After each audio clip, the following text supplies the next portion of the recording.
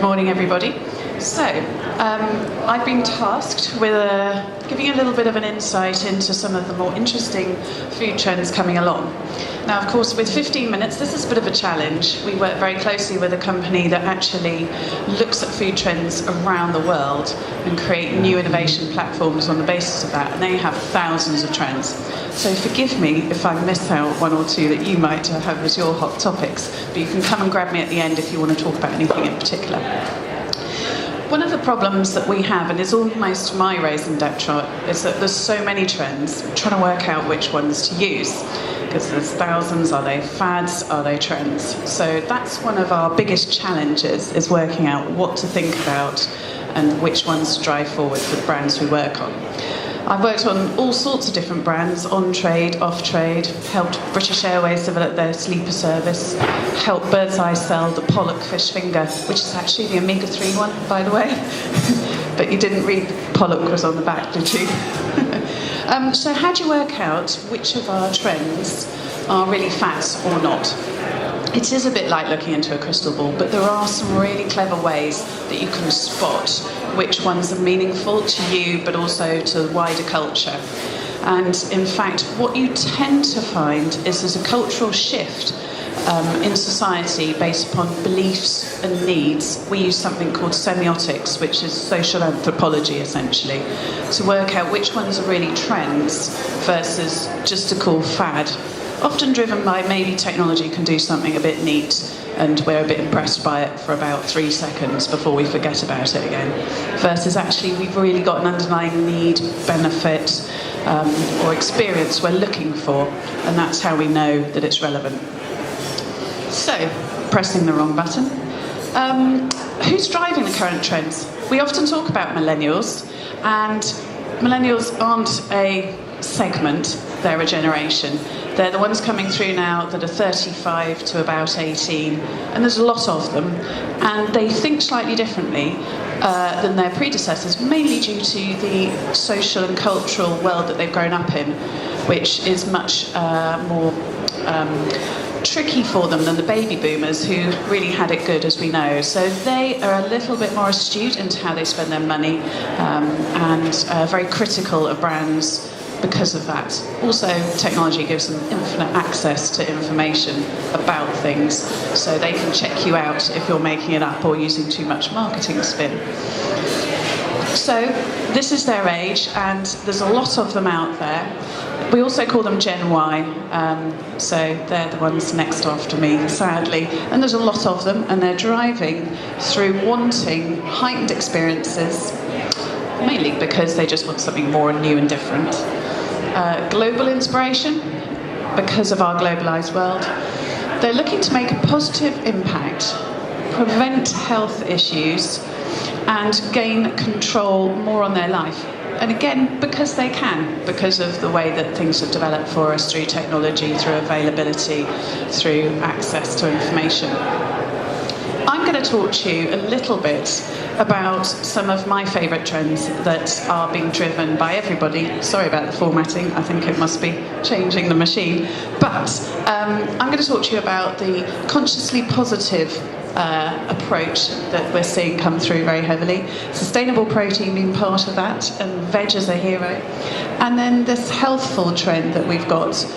We've even got a subgroup called Wellbeing Warriors we like to talk about now. And some of the new superfoods, obviously there's always a superfood, isn't there? And I've got some for you to try as well. And a little bit about this savoury trend we're hearing a lot about, as sugar is being demonised. We've got a lot of really interesting innovations that are delivering in a way that we haven't had before, where we just put in additives instead of sugar. Now actually we're getting flavour through some really interesting routes. So, let's talk about sustainable protein. Would you like to eat either of these? Well, actually you can, and not really know about it now. So here's some lovely pancakes. They're actually made from locust flour, or some chocolate-coated ants. And in fact, you can even have algae that makes oil, which is 75% less saturated fat than, say, olive oil. So we've got some lovely alternatives to our proteins coming through. And obviously everyone's trying to eat more protein at the moment, big trend. but there's too many of us to actually give us all protein through our favourite sources. So we're really seeing insects as a source of protein beginning to take off, but mainly in this more hidden way. So they may be our next superfood. And millennials tend to like a little bit of disgust and experience, so they don't mind trying things. Obviously, we've seen the witch tea grub around for some time now.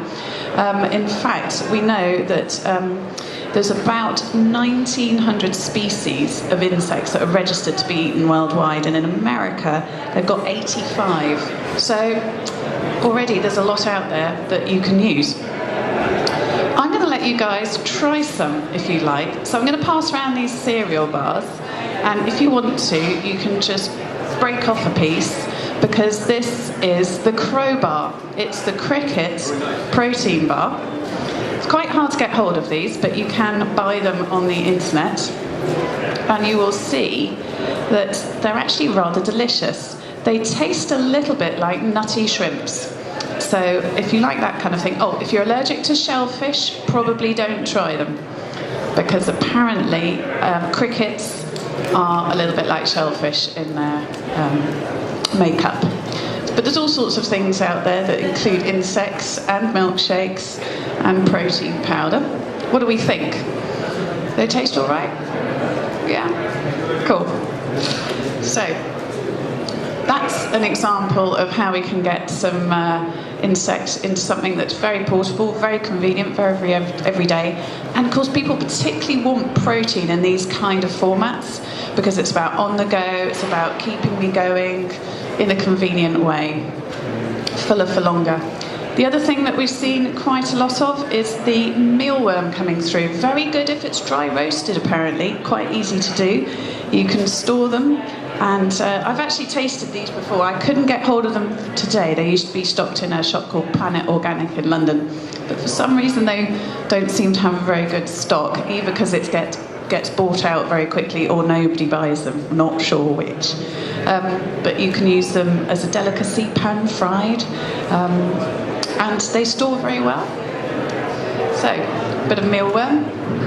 Or mealworm margarine. This is a very new one that we've just seen come up on the radar. This is all about sustainability and enables us to have margarines that don't have any trans fats, very low in saturated fat, and the benefits of these that you can have it as an alternative source of protein. But actually, it's very usable, very convenient again. So let's talk a little bit about vegetable being the hero. Anyone got a spiralizer at home? Hands up. Any spiralizers yet? One. Two. Great. This is when I do focus groups now to test out some of our innovation ideas, I've now got people all around the UK spiralising.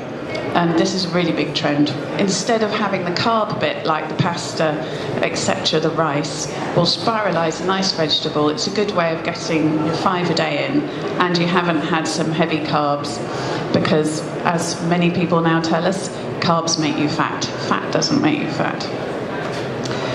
Also, sea spaghetti. This is another really interesting source of, it's sort of seen as the new kale. It's very high in fibre, quite high in protein, and extremely sustainable again.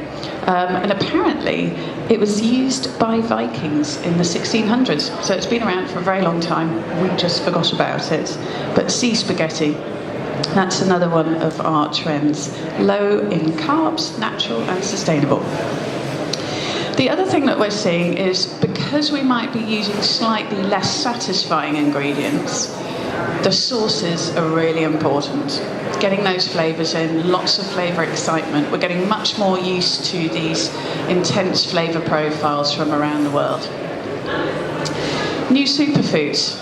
This was another big trend that we've had going on for some time now, which is this idea, the wellbeing warriors particularly like this, that you can manage your health positively and proactively by eating things that are supercharged. So one of the things that's a new superfood that I've also got from you, from a shop called Holland and Barrett. Don't know if you have that here in Dublin. But golden berries, these are amazing. They're really quite yummy. And they've got lots of antioxidants, cancer preventative benefits therefore, counters bacteria, kidney infections, etc. Very good for blood sugar levels as well. So, thought you might like to try those, quite yummy, help yourselves.